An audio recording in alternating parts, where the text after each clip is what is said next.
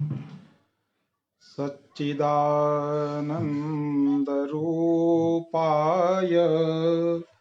विश्वोत्पत्त्यादिहेतवे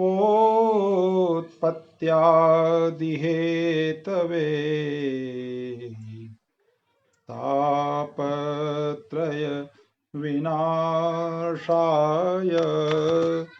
श्रीकृष्णाय वयं नुमः। पिछले कुछ दिनों से भागवत जी के छंदों पर चर्चा हो रही है। छंदों की जो शेष चर्चा है वो कुछ दिन पश्चात जब मेरे कुछ हारमोनियम वादक मुझे उपलब्ध होंगे तो अलग अलग लयों में छंदों को बताने का प्रयास आप सबको करूँगा। अभी कुछ अन्य प्रकरणों पर लोगों का आग्रह था तो उस पर आज चर्चा करने का यहाँ पर प्रयास कर रहा हूँ। भागवत जी में दसम स्कंध में पूतना की कथा है, पूतना उद्धार की कथा है। पूतना के विषय में कुछ अन्य ग्रंथों में भी जानकारियाँ हैं, वो मैं आप सभी को यहाँ पर उसकी चर्चा करने का प्रयास इस वीडियो में कर रहा हूँ। पूतना बकासुर की बहन थी। बकासुर से कंस ने द्वंद्व युद्ध किया और शर्त ये रखा था कि जो जीत जाए वो स्वामी, हार जाए उसे जीवन भर दास बन के रहना पड़ेगा। जब बकासुर पराजित हो गया तो पूतना ने भी चुनौती दी कंस को और अपना त्रिगव्यूत 6 कोष का शरीर दिखाया। तो कंस ने युक्ति से काम लिया और कहा कि मैं तुम्हें अपनी बहन बना करके मथुरा में रखूँगा। पूतना कहती है कि मुझे ले तो जाओगे लेकिन मेरा भोजन तो उसका प्रबंध करना बड़ा कठिन है, मैं छोटे बच्चों को ही मार के खा जाती हूँ।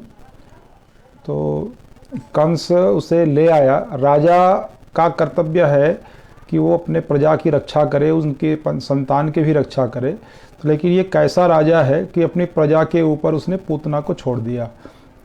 भागवत जी में लिखा, कंसेन प्रहिता घोरा पूतना बाल घातिनी शिशुंसचार निघ्नन्ति पुरग्राम व्रजादिषु। ये गाँव में नगर में घूम घूम करके छोटे बच्चों को खा लेती थी। आदि पुराण में पूतना के विषय में जो चर्चा है, पूतना ने कुल कितने बच्चों को खाया मथुरा माथुर मंडल में, सूरसेन मंडल में, ब्रज मंडल में, तो आदि पुराण में वर्णन है कि लगभग 14,000 बच्चों को पूतना खा चुकी थी। अब 14,000 बच्चों को खाना बहुत बड़ी बात है। प्रजा में विद्रोह क्यों नहीं हुआ, किन बच्चों को इसने खाया? तो एक पहला प्रश्न हुआ कि कितने बच्चों को खाया। तो आदि पुराण में स्पष्ट लिखा है कि 14,000 बच्चों को पूतना ने खाया। ये 14,000 लोग कौन थे, इसकी भी कथा आदि पुराण में है कि एक बार महर्षि च्यवन जी तपस्या कर रहे थे। 14,000 असुर आकर के उनके ऊपर आक्रमण करते हैं। महात्मा च्यवन तो तपस्यारत थे, उनके शरीर से 14,000 की संख्या में ही दिव्य देव प्रकट हो गए, दिव्य पुरुष प्रकट हो गए और उन्होंने असुरों को मार दिया। 14,000 असुरों को मार दिया, वहाँ से या खदेड़ दिया। च्यवन जी की रक्षा हो गई। अब इन 14,000 दिव्य पुरुषों ने महर्षि च्यवन को प्रणाम करके कहा कि हमारे लिए क्या आज्ञा है, हम कहाँ रहें, आपकी सेवा में रहें या और कहीं आपकी कोई दूसरी आज्ञा है तो बताइए। महर्षि च्यवन जी ने कहा कि तुम सभी कैलाश पर्वत जाओ और भगवान भोलेनाथ जी की सेवा में रहो। ये 14,000 दिव्य पुरुष कैलाश पर्वत गए। भगवान भोलेनाथ जी उस समय समाधि की अवस्था में थे। माता पार्वती ने इनको बैठने के लिए कहा। माता पार्वती जी को इन्होंने प्रणाम किया, उनका दर्शन किया और भगवान जी की माया देखिए कि ये 14,000 दिव्य पुरुष माता पार्वती जी को देखकर मोहित हो गए, लेकिन तुरंत ही अपने विकार पर इन्होंने नियंत्रण पा लिया। माता पार्वती जी से स्पष्ट अपने इस अपराध को बताया, उनसे क्षमा मांगी और उनसे कहा कि आप हमें दंड दीजिए, दंड की याचना की। अपने इस अपराध के लिए। माता पार्वती ने कहा कि तुम्हारे दंड का निर्णय भोलेनाथ जी स्वयं करेंगे। पहले वे समाधि से जब बाहर आएंगे तो उनसे चर्चा होगी। भगवान भोलेनाथ जी समाधि से जब जागे,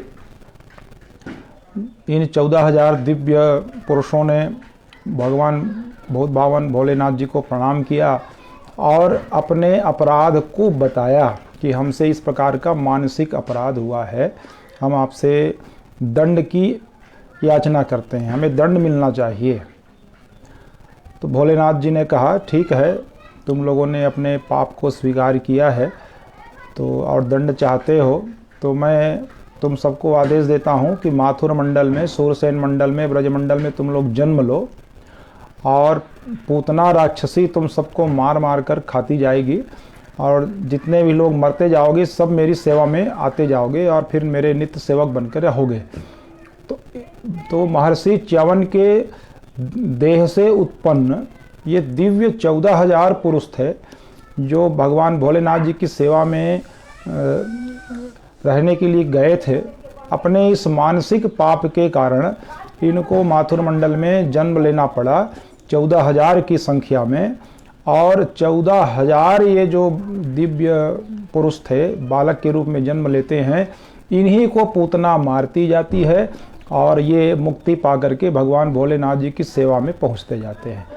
तो पूतना ने 14,000 बच्चों को मारा या उनको मुक्ति दी। अब पूतना कौन थी, इसके विषय में अलग अलग ग्रंथों में अलग अलग प्रमाण है।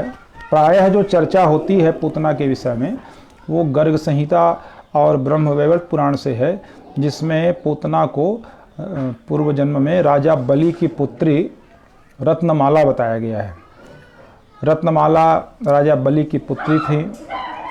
भगवान वामन जब वहाँ पहुँचे हैं, जब भगवान वामन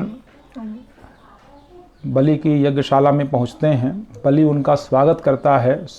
स्वागतम ते नमस्तुभ्यं ब्रह्मन् किं करवाम ते ब्रह्मर्षीणाम तपः साक्षान् मन्ये त्वार्य वपुर्धरम। हे बालक, लगता है ब्रह्मर्षियों का तेज ही मूर्तिमान हो तुम्हारे रूप में प्रकट हुआ है, मैं तुम्हारा स्वागत करता हूँ।